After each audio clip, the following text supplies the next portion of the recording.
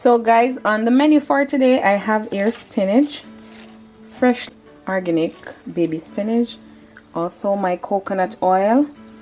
This is my seasoning, natural seasoning that I blended. Yes, I have ginger, onion, garlic, scallion, or should I say green onions. I have the red pepper, yellow pepper, and thyme. Also I have garlic as well. And here I have some chicken breast, and I have my mozzarella cheese. So guys, let's get straight into cooking up this delicious lunch.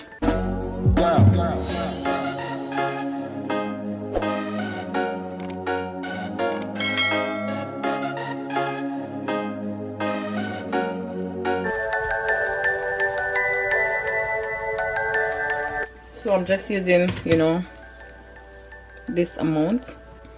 So I want to wash my chicken using, vinegar and water.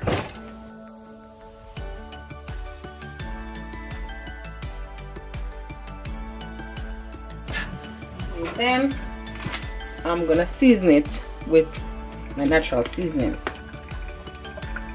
If you choose to use your powder seasonings, you can go ahead, but I'm using my natural seasoning.